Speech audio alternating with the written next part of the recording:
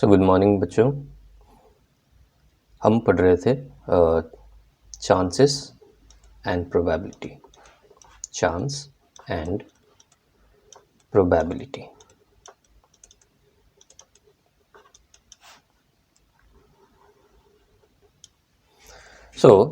ये आपका पार्ट है चैप्टर नंबर 4 का, which is data handling.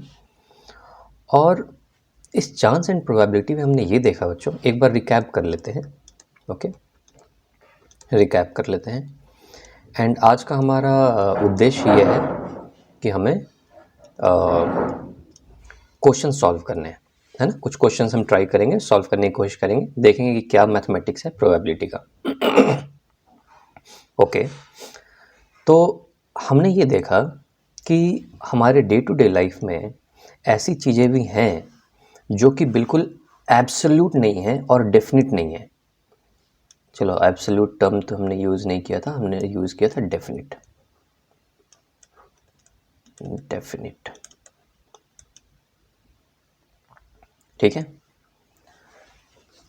Definite का स्पेलिंग सही है क्या?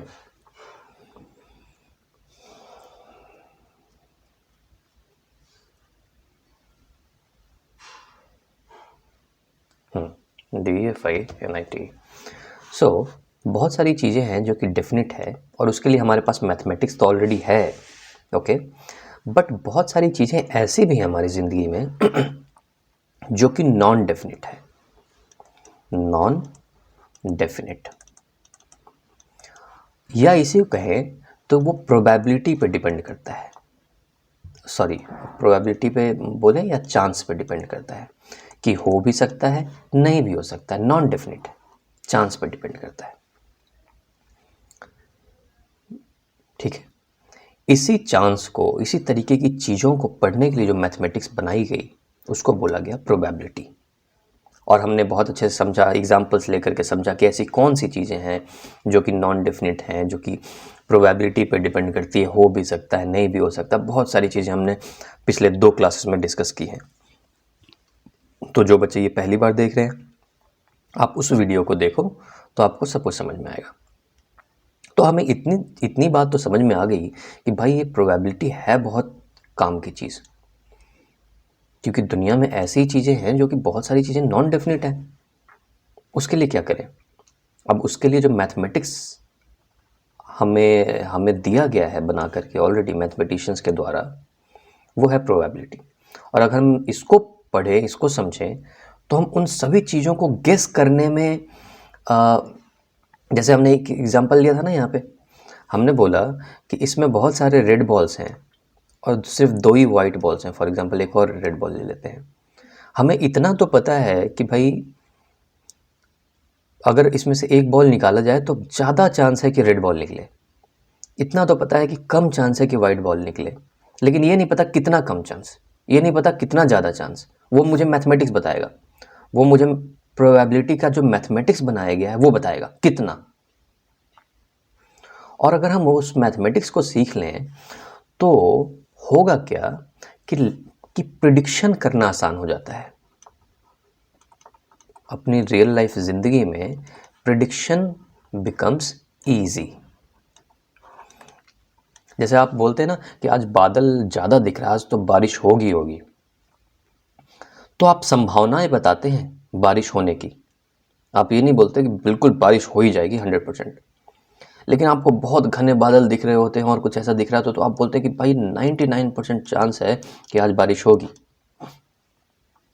और अगर ये 99% जो चांस है जो तुमने बोल दिया ऐसे गेस करके, अगर ये कोई मैथमेटिक्स बता पाए, अगर किसी तरीके से किसी मैथमेटिक्स के द्वारा अगर हम ये 99% ढूंढ लें, तो हम इतना कह पाएंगे, प्रिडिक्शन कर पाएंगे कि हाँ यार आज तो बारिश होगी, 99% चांस है।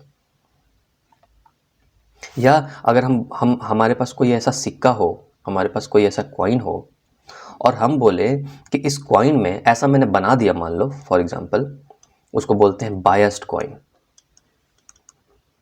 ये हम डिस्कस करेंगे क्या है बायस्ड कॉइन है, देखेंगे। बायस्ड कॉइन मतलब समझ लो कि जिसका पक्ष, मतलब इसको ऑलरेडी ऐसा बनाया गया है कि 99% चांस है कि हेड आएगा। तो हम प्रेडिक्शन कर सकते हैं कि आप जितनी बार भी टॉस करोगे उसमें हेड आने की संभावना बहुत ज़्यादा है, और होंगी भी ऐसा। आप अगर जो 10 बार कोशिश करते हो तो तुम देखो कि लगभग 8 बार 7 बार तक तुम्हें हेड मिला है। तो ओवरऑल मैं आपको इससे ये बताना चाह रहा हूँ, ये आपके इसमें नहीं है, आपको पढ़ना नहीं है अभी क्लास 8 में, ओके। बट मैं इससे ये बताना चाह रहा हूँ कि इसका इम्पोर्टेंस क्या है, क्यों पढ़ रहा हूँ मैं ये प्रोबेबिलिटी। एक तो इतना समझ में आया कि हाँ, ज़िंदगी में अपनी कुछ ऐसी नॉन डेफिनिट चीज़ें हैं जिनको पढ़ने के लिए मुझे प्रोबेबिलिटी पढ़ना है। उसका मैथ जो बनाया गया वो प्रोबेबिलिटी है, ओके। लेकिन इस नॉन डेफिनिट चीज़ को पढ़ के और इस मैथ को करके मुझे फ़ायदा क्या होगा? मुझे फ़ायदा ये होगा बच्चों, ये होगा फ़ायदा, ये देखो, ये फ़ायदा होगा प्रेडिक्शन करना। तो अच्छी बात है ना, अगर आप प्रोबेबिलिटी का मैथ पढ़ लेते हो तो आप प्रिडिक्ट कर पाओगे बहुत अच्छे से, और बहुत आप जब आगे की क्लासेस में जाओगे तो आपको बहुत सारे ऐसी चीज़ें मिलेंगी जिसमें आपको प्रेडिक्शन करना होता है, हमें गेस करना होता है कि हाँ लगभग ये ऐसा चीज़ें हो जाएगी, इसकी कितनी चांस है, इस चीज़ को होने की कितनी चांस है। स्टॉक मार्केट हुआ, आपके वेदर प्रेडिक्शंस हुए, आपके रेनफॉल प्रेडिक्शन हुआ, अर्थक्वेक, ये सारी चीज़ें जो ज्योग्राफी से रिलेटेड हैं, ओके, ये सब चीज़ जो है प्रेडिक्शन पे काम करती है बच्चों, ठीक है। तो हमें समझ में आ गया कि भाई बड़ी मज़ेदार चीज़ है, पढ़ना तो चाहिए क्योंकि इसमें हमको प्रेडिक्शन करने में आसानी होगी, ठीक है। अच्छा, अगर कभी किसी ने प्रेडिक्ट कर दिया कि भैया 100%, मान लो मैथमेटिक्स में कुछ ऐसा आ गया कि 100% है प्रोबेबिलिटी, तो इसका मतलब है कि होगा ही होगा हर बार। तो इतना मतलब समझ में आ रहा है कि जो प्रोबेबिलिटी है जो हम P निकालेंगे, है ना, वो 0% से लेकर के 100% तक हो सकता है। अब 100% बोल दिया मतलब बिल्कुल होना ही होना है, 0% बोल दिया मतलब इसका बिल्कुल चांस नहीं है, कभी होगा ही नहीं, ये डेफिनिट हो गया। मतलब समझ लो कि ये वाला पॉइंट और ये वाला पॉइंट डेफिनिट है, जो हम डेफिनिट मैथमेटिक्स पढ़ते हैं ना, जैसे 2 × 4 ये हमेशा 8 होगा ही होगा, ये 100% है। ये सारी डेफिनिट वाली मैथमेटिक्स हो जाती हैं। और इसके बीच की जितनी भी चीज़ आएंगी 0%, फॉर एग्जांपल मान लो प्रोबेबिलिटी आ गया 1%, तो ये प्रोबेबिलिटी है, 1% चांस है कि होगा। और 1% मतलब कितना प्रोबेबिलिटी? 1/100, ये भी लिखते हैं। तो प्रोबेबिलिटी को 2 तरीके से लिख सकते हैं। प्रोबेबिलिटी को या तो हम फ्रैक्शन में लिखते हैं, तो जैसे हम बोले ना 0% मतलब परसेंट, 100 में से कितना, तो 0/100, देखो कितना हुआ, 0, ठीक है, ओके। अब मैं बोलता हूँ प्रोबेबिलिटी फॉर एग्जांपल 20%, तो मतलब या तो तुम ऐसे लिख लो 20%, ये भी सही है, या तो ऐसे भी लिखा जाता है 20/100%, मतलब 100 में से कितना, तो 20% का मतलब हुआ 100 में से कितना, तो 20/100, ठीक है। और इसका आंसर कितना होगा, देखो 20/100 कितना होता है, 0.2। तो ये भी आंसर सही है, 20% लिख देना भी सही है और 0.2 लिख देना भी सही है, ठीक। तो अब देखो प्रोबेबिलिटी कहाँ से कहाँ तक हो सकता है। जब आप एग्जाम में क्वेश्चन सॉल्व करोगे तो आपको पता कैसे चलेगा कि मेरा आंसर सही आ रहा है कि नहीं। अगर किसी ने लिख दिया प्रोबेबिलिटी 1.2, क्या ये सही आंसर है? मैं देख के बोल दूंगा ये आंसर गलत है, बता रहा हूँ कैसे। तो देखो इतना तो हमने समझ में आ गया ना कि प्रोबेबिलिटी होता है 0% से लेके 100% तक, और बात भी सही है। या तो किसी चीज़ का होने का संभावना 100% हो जाए, इससे तो ज़्यादा नहीं हो सकता ना, 100% मतलब होगा ही होगा, और 0% मतलब कि बिल्कुल नहीं होगा। तो इसका मतलब ये है कि प्रोबेबिलिटी 0% से लेके 100% के बीच में होता है। क्लियर हो गया? और इसके बीच में कुछ भी हो सकता है, 0 से लेकर के 100 तक कुछ भी हो सकता है, इससे ज़्यादा नहीं होगा और 0 से कम नहीं होता। इतना तो क्लियर है, ओके। तो अब देखते हैं, अगर मैं 0% लिखूं, यहाँ पे आते हैं दोबारा से, तो सबसे लो वैल्यू लेते हैं 0%। 0% का मतलब क्या हुआ? 0% का मतलब हुआ 0/100। इसका फ्रैक्शन में वैल्यू कितना हुआ? 0। तो प्रोबेबिलिटी जो स्टार्ट होगा वो 0 से स्टार्ट होगा, ओके। या तो मान लो बीच में कहीं 20% है तो 0.2 हो सकता है। और मान लो हमने लास्ट वाला ले लिया 100% प्रोबेबिलिटी है, तो क्या होगा देखो, P इक्वल टू क्या लिखूँगा मैं, 100%। और 100% का मतलब होता है 100 डिवाइडेड बाई 100%। 100 में से कितना, तो 100 में से 100 ही है, 100 है, तो 100/100 इक्वल टू 1। तो इसका मतलब ये हुआ कि प्रोबेबिलिटी या तो 0% हो सकता है और या तो 100%, और इसके बीच में कुछ भी हो सकता है। यहाँ से यहाँ तक परसेंटेज के टर्म में अगर बात करें तो 0 से लेके 100% तक हो सकता है। और या तो प्रोबेबिलिटी अगर फ्रैक्शन में बात करें, पॉइंट और डेसिमल्स वाले में, तो 0 से लेकर के 1 तक हो सकता है। देखो 0% मतलब 0, फिर बीच में कहीं 0.2% आया, 0.5% आएगा, 0.1% आएगा, ऐसे ही करके 1 तक पहुंचेगा। 1 से ज़्यादा नहीं हो सकता और 0 से कम नहीं हो सकता। क्यों नहीं हो सकता? क्योंकि 0% से कम नहीं होता और 100% से ज़्यादा नहीं होता। क्लियर है? ओके, सो मेरा इतना समझ, तो इसलिए मैंने बोला था कि देखो 1.2 अगर कहीं पे प्रोबेबिलिटी लिखा है, तुम्हारा प्रोबेबिलिटी 1.2 आ रहा है, तो गलत है सीधा आंसर, क्योंकि 1 से ज़्यादा हो ही नहीं सकता। तो दो चीज़ें दिमाग में बिठा लो बच्चों। अब इसको वापस लिखते हैं यहाँ पे। प्रोबेबिलिटी अगर 0% है, ठीक है, प्रोबेबिलिटी अगर 0% है। अच्छा, अभी हमने सीखा नहीं कैसे वो निकालना है प्रोबेबिलिटी 0%, 100%, है ना। अभी तो हम सिर्फ जनरल अपने नॉलेज की बात करें, जो हम समझ में आता है कि प्रेडिक्शन ही करनी है तो 100% मतलब इतना। अभी हम आएंगे कि ये कैसे निकालते हैं, 0.1 कैसे आएगा, 0.2 या मैथमेटिक्स कैसे है, आएंगे इस बारे में सोच समझेंगे। तो प्रोबेबिलिटी अगर 0% है, 100% है, और इसके बीच में कुछ भी हो सकता है।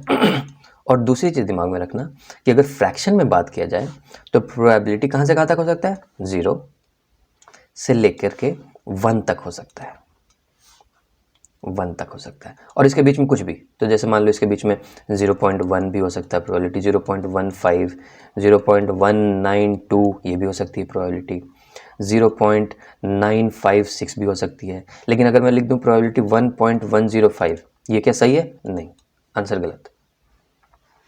तो यहाँ से आप चेक भी कर सकते हो, अगर आप मैथमेटिक्स बना रहे हो और आपकी प्रोबेबिलिटी इतनी आ रही है तो मतलब गलत है, सिंपल।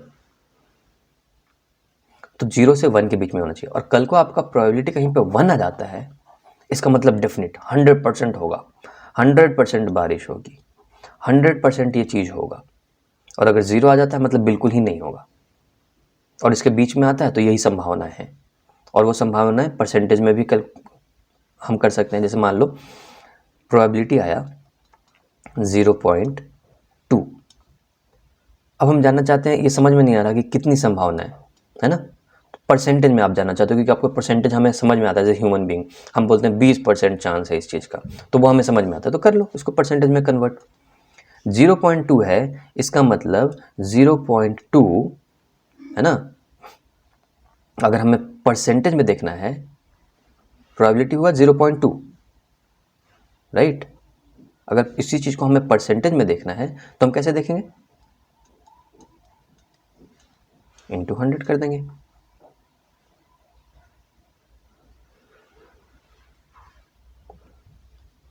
तो कितना है देखो, 20%, ठीक है। 0.2 फ्रैक्शन में था, ओके। इसको हमें कन्वर्ट करने के लिए परसेंटेज में हमने ऐसे कर दिया, 100 से मल्टीप्लाई कर दिया, तो मेरा आ गया 20%। और यही 20% को वापस फ्रैक्शन में अगर देखना होता तो 20% मतलब 100 में से कितना, तो इसलिए हमने 20/100 कर दिया। तो 20/100 किया जाए तो कितना है, 0.2। इसी 0.2 को परसेंटेज में जाना है तो 0.2 इंटू 100 कर दिया जी, तो हमें परसेंटेज मिल गया 20%। ओवरऑल मैं ये बोलना चाह रहा हूँ कि आपको कहीं प्रोबेबिलिटी लिखा हुआ दिखे ऐसे, या लिखा हुआ क्या आपने सॉल्व किया और आपको आया मिला 0.2, तो 0.2 को अगर समझना है रियल लाइफ में क्या है, तो वो 20% चांस है, इसका मतलब 20% है, ठीक है। कैसे बनाएंगे, तो 0.2 को सीधा मल्टीप्लाई कर दिया जी 100 से, 0.2 इंटू 100। तो ये वाली चीज़ें अभी आज की इम्पॉर्टेंट थी, कि हमने ये समझा कि प्रोबेबिलिटी 0% से 100% हो सकता है, जो कि हमारा दिमाग कहता है। हम खुद एज ए ह्यूमन बीइंग समझ सकते हैं हाँ किसी चीज़ का 0% चांस है मतलब नहीं है, और किसी चीज़ का 100% चांस है मतलब फुल चांस है, और इससे ज़्यादा हो नहीं सकता, इससे कम नहीं हो सकता। तो हमने समझा कि ओके प्रोबेबिलिटी 0 से लेकर के 1 तक हो सकता है, और इस चीज़ को फ्रैक्शन में ऐसे लिखते हैं, परसेंटेज में ऐसे लिखते हैं, सिंपल। अब अभी तक बच्चों हमने ये नहीं समझा कि हम इस 0.2 को निकालते कैसे हैं प्रोबेबिलिटी। वो पिछले क्लास में मैंने थोड़ा सा एग्जांपल देके छोड़ दिया था, जैसे टॉसिंग ए कॉइन, इस वाले चीज़ों में हमने बताया था कि ये होता है 1/2, और हम समझेंगे कि कैसे आ गया 1/2, प्रोबेबिलिटी निकालते कैसे हैं। ठीक है, तो अब आओ अब सीखते हैं कि हम प्रोबेबिलिटी निकालते कैसे हैं, ये 0.2 किसी भी एक्सपेरिमेंट का और इवेंट का कैसे निकालते हैं, है ना, वो हम सीखते हैं। आ जाओ। तो ये एग्जाम्पल में भी आज के करने के बाद हम अगले वाले क्लास में ले सकते हैं। तो I will just tell you, ये वाली चीज़ करते हैं, ठीक है। तो कैसे निकालते हैं, फॉर एग्जाम्पल इसको एग्जाम्पल से ही हमें समझना पड़ेगा कि कैसे निकालते हैं। एक कॉइन का एग्जाम्पल लेते हैं। ये कॉइन को टॉस किया तो क्या आ सकता है, हेड और टेल। एक्सपेरिमेंट क्या है, तो इसलिए हमने समझा था ना पहले क्लास में कि दूसरे क्लास में कि एक्सपेरिमेंट किसको कहते हैं, इवेंट किसको कहते हैं, उसका यहाँ काम पड़ेगा प्रोबेबिलिटी निकालने में, इसलिए हमने पढ़ा था। ओके, तो अगर एक्सपेरिमेंट मेरा ये है, एक्सपेरिमेंट अभी के लिए लिखते हैं, फिर आगे हमें लिखने की ज़रूरत भी नहीं पड़ेगी, हमें खुद ही समझ में आने लगेगा। एक्सपेरिमेंट अगर ये है, टॉसिंग अ सिंगल कॉइन, ठीक। तो मेरा आउटकम क्या क्या हो सकता है, आउटकम हो सकता है या तो हेड आ जाए या तो टेल आ जाए। अब अगर मुझे निकालनी है प्रोबेबिलिटी ऑफ गेटिंग हेड, तो हम ऐसे लिखते हैं P ब्रैकेट में H लिख दिया, तो लोगों को समझ में आ रहा है कि अच्छा P स्टैंड्स फॉर प्रोबेबिलिटी और हेड आने की प्रोबेबिलिटी। तो पता है प्रोबेबिलिटी निकालते कैसे हैं, प्रोबेबिलिटी निकालते हैं सीधा आउटकम से। कैसे, आउटकम में हेड कितनी बार आया है, एक बार आया है, तो इसलिए लिखेंगे 1, और टोटल आउटकम कितना है, टोटल आउटकम है 2, तो यही हो गया प्रोबेबिलिटी हाफ, 1/2, यही आंसर है। और इसी चीज़ को तुम बोलोगे अच्छा 1/2 मतलब 0.5, ये है फ्रैक्शन में प्रोबेबिलिटी आया ना, 0 से 1 के बीच में है ना 0.5, तो आंसर सही है, बिल्कुल सही है। Okay, point number 2, sir 0.5 probability समझ में नहीं आ रहा, क्या होता है 0.5 मतलब कितना होगा, तो 0.5 मतलब कितना होगा, देखो इसी चीज़ को हम परसेंटेज में अगर बोले तो 0.5 इंटू 100 कितना आ गया 50, और लिखेंगे परसेंट, मतलब 50% चांस है कि हेड आ जाए। ओके, तो इसी चीज़ को मैं फॉर्मुलाइज करता हूँ। फॉर्मुलाइज ये है कि अगर किसी भी चीज़ की प्रोबेबिलिटी निकालनी है तो आप इसको लिखो नंबर, NO लिख के डॉट लिख दिया मतलब समझना number of outcome divided by total outcome.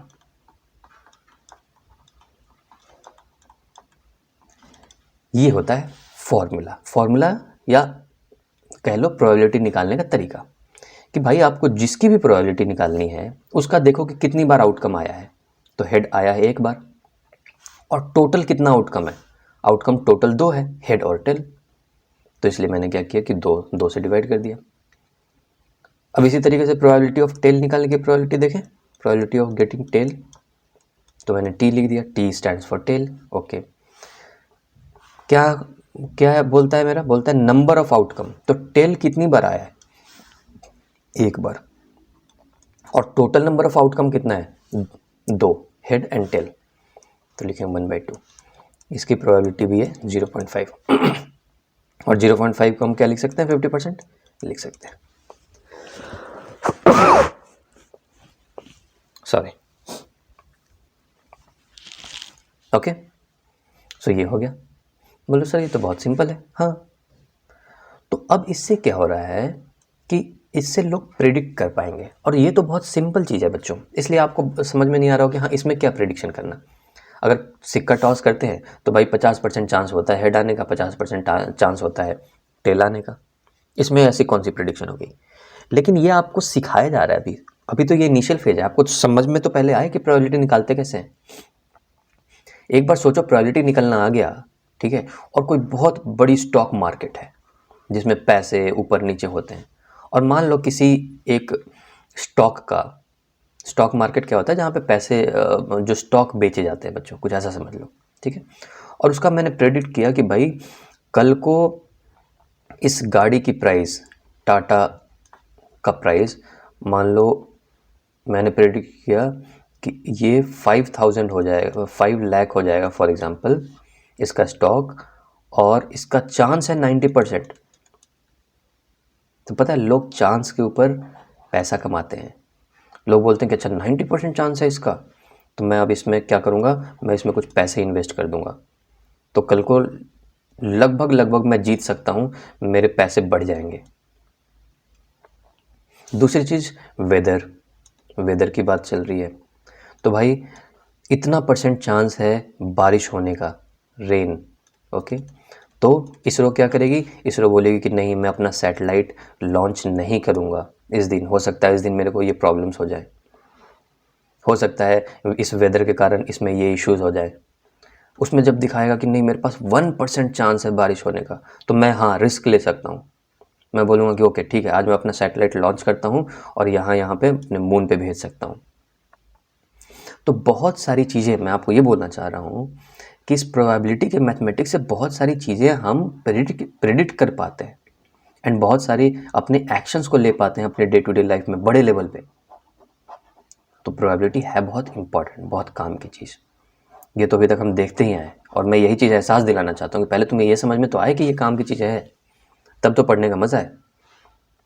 Okay, बोले सर ये तो सिंपल था, ऐसे ही निकालते हैं। हाँ, अब सभी प्रोबेबिलिटी को जी ऐसे ही निकालते हैं, और तुम्हें अभी सिंपल ही समझना है। क्लास 8 में, जब आप क्लास 9, क्लास 10, 11, 12 ये सब में जाओगे तो आपको और अच्छे हायर लेवल पे प्रोबेबिलिटी को पढ़ना होगा। चलो ऐसे ही देखेंगे, 2 कॉइन टॉस करके, एक कॉइन लिया यहाँ, एक कॉइन यहाँ लिया, 2 कॉइन ले लिए। अब मेरा एक्सपेरिमेंट क्या है, दिमाग में ये रखना है। एक्सपेरिमेंट क्या है? एक्सपेरिमेंट ये है, लिखता हूँ, tossing 2 coins and getting result।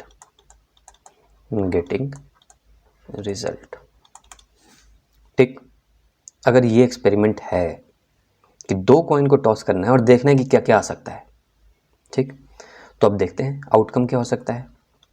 Outcome क्या हो सकता है भाजी? आपने अगर इसको उछाल दिया, इसको भी उछाल दिया, या तो ये हेड आ जाए और ये भी हेड आ जाए, तो मैं लिखता हूँ आउटकम हेड हेड।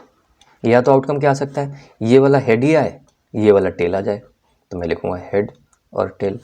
मैं बोलूँ हो सकता है ये वाला टेल आ जाए, ये वाला हेड आ जाए, तो मैं लिखूँगा ये वाला टेल, ये वाला हेड। या तो ऐसा भी हो सकता है कि दोनों टेल और टेल आ जाए, ये भी टेल और ये भी टेल आ जाए। यही तो हो सकता है, इसके अलावा कोई आउटकम हो सकता है क्या? नहीं हो सकता। तो मैंने पूरे आउटकम लिख दिए। अब चलो, अब जब मैंने ये लिख दिया तो मेरा सब कुछ आसान हो गया।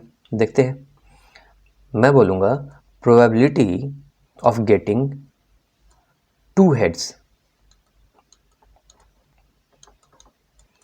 2 हेड आने की प्रोबेबिलिटी क्या है? तो देखो 2 हेड कितनी बार आ सकता है? एक बार आ सकता है। क्यों? क्योंकि फॉर्मूला मेरा ये है, नंबर ऑफ आउटकम। 2 हेड आने का, इसमें यहाँ पे तो 2 हेड दिख रहा है, यहाँ पे तो एक ही हेड, यहाँ पे एक ही हेड दिख रहा है, यहाँ पे 2 टेल दिख रहा है, तो एक बार ऐसा आ सकता है, तो मैं लिखूँगा 1। और टोटल नंबर ऑफ आउटकम कितना है? टोटल आउटकम है 1, 2, 3, 4, तो मैं लिखूँगा 4। यही है मेरा 1/4 मेरा प्रोबेबिलिटी है। तुम बोलो सर 1/4 समझ में नहीं आ रहा, 1/4 कैसा होता है प्रोबेबिलिटी? परसेंटेज में दिखाओ सर, परसेंटेज में देख लो। 1/4 का मतलब होता है 0.25, ये तुम्हारी प्रोबेबिलिटी। और देखो ये 0 और 1 के बीच में है ना, इसी को देखना है परसेंटेज में, तो 0.25 इंटू 100 जब करोगे तो 25% आ जाएगा, मतलब 25% चांस है कि दोनों हेड हेड आ जाए। अच्छा ऐसा है सर? हाँ, प्रोबेबिलिटी ऑफ गेटिंग मैं लिखूँगा 1 हेड और 1 टेल। देखो क्या चांस है, ठीक है, 1 हेड आ जाए और 1 टेल आ जाए, है ना। तो एक हेड और एक टेल, ये एक टेल, ये एक हेड, दो हैं ऐसे, तो टोटल नंबर ऑफ आउटकम कितने हैं? एक हेड एक टेल आने का दो बारी ऐसा है जहाँ पे एक हेड और एक टेल आ सकता है, तो मैंने 2 लिख दिया, और टोटल आउटकम 4, तो ये कितना आ गया 1/2, और 1/2 होता है 0.5, या इसी को बोल दो तो 50% प्रोबेबिलिटी है। ठीक, अभी बताता हूँ इसके फ़ायदे क्या है ना। ओके, अब और भी आते हैं, इसको नए पेज पे ले लूँ क्या? Just minute.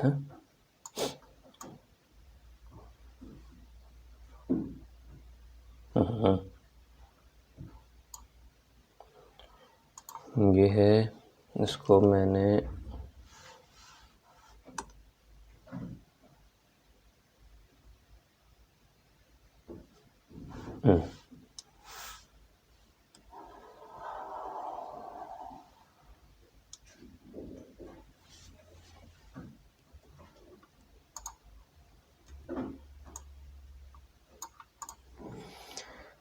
ठीक है, ये हम बात कर रहे थे जी।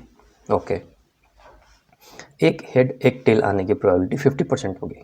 अच्छा, और बात कर लेते हैं। 2 कॉइन को टॉस किया था, मैं बोलूं कि probability of getting okay 1 head, एक हेड तो आए ही आए, अब किसी में भी आ जाए, या तो इस वाले कॉइन पे आ जाए या तो इस वाले कॉइन पे आ जाए। एक हेड आने की प्रोबेबिलिटी कितनी है? देखो, एक हेड यहाँ भी है, मिनिमम 1 हेड है ना, मैं बोल रहा हूँ मिनिमम एक हेड तो आए ही दोनों कॉइन को टॉस करने में, तो इस वाले में एक तो हेड आ सकता है, अगर ये वाला आए तो इसमें भी एक हेड है, इसमें भी एक हेड है, लेकिन इस अगर ये वाला आ गया आउटकम टेल टेल, तो इसमें कहीं हेड नहीं है, तो मेरे टोटल जो एक हेड आने की संभावना कितनी हुई? यहाँ भी आ सकता है, यहाँ भी आ सकता है, यहाँ भी आ सकता है। नंबर ऑफ आउटकम कितना हुआ? 3 जगह ऐसा है जहाँ पे कम से कम एक हेड आ सकता है, और टोटल नंबर ऑफ आउटकम कितना है टोटल मिला करके? 1 2 3 4, तो ये 3/4, 3/4 कितना होता है? 75, है ना, और 0.75, राइट, एंड 0.75 को अगर परसेंटेज में कैलकुलेट करेंगे तो 75%। अब देखो इसका फ़ायदा दिखाता हूँ। Probability of getting for example 2 tail, तो कितना होगा इसका? टेल कहाँ पे आया है? सिर्फ यहाँ पे, तो एक ही ऐसा जगह है, अदरवाइज अगर मैं यहाँ पे लूँ तो यहाँ पे हेड और हेड है, यहाँ पे हेड और टेल है, 2 टेल नहीं है, लेकिन मैं निकाल के रहा हूँ, मैं तो निकाल रहा हूँ प्रोबेबिलिटी ऑफ गेटिंग 2 टेल्स, तो टेल आने की प्रोबेबिलिटी टेल वाला जगह एक ही है, और ऐसे 4 टोटल नंबर ऑफ आउटकम है, तो इसको डिवाइड किया तो ये आ गया 0.25, तो इक्वल टू 25%। अब देखो फ़ायदा ये है कि मान लो कभी कोई वो होता है ना, हम कहीं मेले में जाते हैं, है ना, घूमने के लिए, राइट, उसमें अगर किसी ने प्रोबेबिलिटी पढ़ी है, मैथमेटिक्स पढ़ी है, तो वो क्या करेगा? वो बोलेगा 2 कॉइन उसने दे दिए, ठीक, वो बोलेगा कि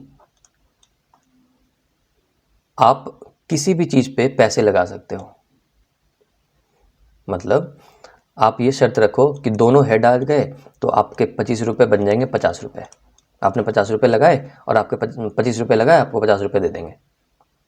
तो जिसने मैथमेटिक्स पढ़ी है वो पता है क्या करेगा?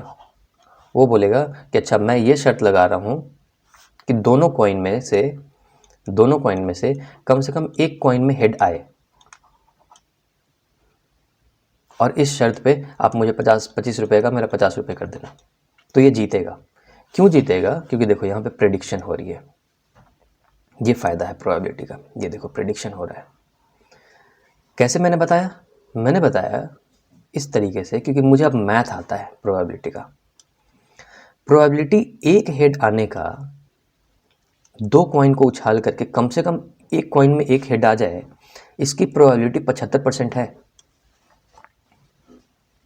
या तो तुम करके देखो, तुम अपने घर पे 2 कॉइन लो, बैठो और दोनों को उछालो, ठीक। ऐसा तुम कम से कम 20 बार करो। तुम देखोगे कि मिनिमम 10 से 15 बार, ठीक है, तुम्हारा एक हेड तो आया ही आया है।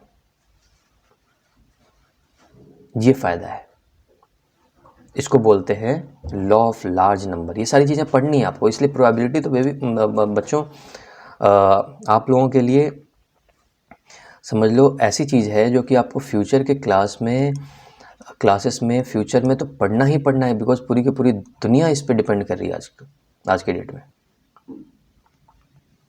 अब ये क्या करते हैं ना कि 10 से 15 तुमने एक्सपेरिमेंट किया, लोग 100 बार करते हैं, लार्ज नंबर्स। तो लोगों को इतना पता है कि अगर मैं 100 बार से लेकर के 1000 बार करता हूँ यही चीज़ को, तो गारंटी के साथ ऐसा होगा ऑलमोस्ट कि उसको 750 बार हेड मिलेगा। तो सोचो 750 बार इसके पैसे डबल हो रहे हैं, 25 रुपये का 50 रुपये बन रहे हैं, और सिर्फ उसके पैसे 25 रुपये लॉस कब हो रहे हैं, 250 बार। तो फाइनली तो ये जीता ना 1000 बार में। ये होता है प्रेडिक्शन, ये होता है प्रोबेबिलिटी का खेल, इंपॉर्टेंस, ठीक है, ओके। तो इससे मैं यही बताना चाह रहा था आपको कि ये मैथमेटिक्स है। अभी तक तो हम ये समझ पा रहे थे कि हाँ इसमें ज़्यादा चांस है, इसमें कम चांस है, लेकिन अब मुझे ये मैथमेटिक्स मेरा बता रहा है। और ये तो बहुत सिंपल क्वेश्चन है बच्चों, ये तो सिंपल क्वेश्चन है जिसमें अभी तुम्हें सिखाया जा रहा है। ऐसे बहुत सारी चीज़ें होती हैं, अभी आगे चल के आप पढ़ेंगे, जिसमें बहुत सारे डेटा होंगे और उस डेटा पे आपको प्रोबेबिलिटी निकालनी होगी। और जो आदमी निकाल पा रहा है, जो आदमी समझ पा रहा है कि हाँ इसकी प्रोबेबिलिटी ज़्यादा है, वो इस दुनिया पे जीत रहा है। या फॉर एग्जांपल कोई ऐसी साइंटिफिक इवेंट्स हैं जिसमें हमें कुछ काम करना है, वेदर प्रेडिक्शन से लेकर के हर चीज़, उन सब चीज़ों के लिए ये सब चीज़ें यूज़ होती हैं ताकि हमारे बहुत सारे पैसे बचे। अभी मान लो इसरो ने सैटेलाइट लॉन्च कर दिया होता और उसमें बहुत सारे चांसेस होते फेलियर के, तो फिर इतने पैसे गए ना गवर्नमेंट के। तो इसलिए हम सब कुछ ये प्रोबेबिलिटी वाली चीज़ें कैलकुलेट करके, देख के, समझ के, और हम कोई भी एक्शन लेते हैं, तो बहुत इंपॉर्टेंट चीज़ है, ठीक है। तो ये आया 75%। उसी तरीके से कल को मुझे कोई बोलेगा कि मैं शर्त लगाओ कि 2 हेड आ जाए, या शर्त लगाओ कि 2 टेल आ जाए, तो मैं कभी शर्त ही नहीं लगाऊंगा, क्योंकि मुझे पता है कि इसकी प्रोबेबिलिटी 25% है। 25% मतलब कि मैं कितना भी कर लूँ, हो सकता है मैं पहली बार जीत जाऊँ, हो सकता है मैं दूसरी बार जीत जाऊँ, लेकिन अगर मैं 20 बार खेलूँ, 25 बार खेलूँ, 100 बार खेलूँ ऐसा, तो मैं हारूंगा ही हारूंगा, क्योंकि इसकी प्रोबेबिलिटी ही 25% है। ऐसा होगा कि मैं हारूंगा। हो सकता है पहली बार जीत जाऊँ, दूसरी बार भी जीत जाऊँ, तीसरी बार भी जीत जाऊँ, लेकिन जब मैं 100 बार 50 बार करूँगा तो मैं हारूंगा। हाँ, जिसकी प्रोबेबिलिटी 50% है एक हेड एक टेल आने की, तो इसमें फ़ायदा ही नहीं है, क्योंकि ले दे करके ना मैं जीत पाऊंगा ना मैं हार पाऊंगा, तो मैं खेलूँ क्यों, मैं अपना एनर्जी क्यों लगाऊं, ठीक है। तो आज के क्लास में बच्चों हमने ये समझ लिया कि मैथमेटिक्स क्या है, कैसे हम निकालते हैं प्रोबेबिलिटी। और सिंपल तरीका ये है, प्रोबेबिलिटी निकालने का तरीका ये है कि नंबर ऑफ आउटकम जिसकी आप प्रोबेबिलिटी निकाल रहे हो कितनी बार हुआ है, divided by total number of outcome, total number of outcome या इवेंट। ये प्रोबेबिलिटी निकालने का फॉर्मूला, ऐसे ही निकालते हैं। और इसको अगर परसेंटेज में कैलकुलेट करना है तो 100 से मल्टीप्लाई कर दिया। तो ये सारी चीज़ें समझने के बाद अगले क्लास में हम कुछ क्वेश्चन सॉल्व करने की कोशिश करेंगे और देखेंगे, कुछ मज़ेदार क्वेश्चन को सॉल्व करेंगे और अपनी प्रोबेबिलिटी के क्लास को अगले क्लास में और उसके अगले क्लास में तो हम ख़त्म करेंगे और फिर नेक्स्ट चैप्टर स्टार्ट करेंगे। ओके, तब तक ऐसे ही आप बिल्कुल एंजॉय करके पढ़ाई करिए और इसी तरीके से समझ के आपने पढ़ाई करनी है। ओके।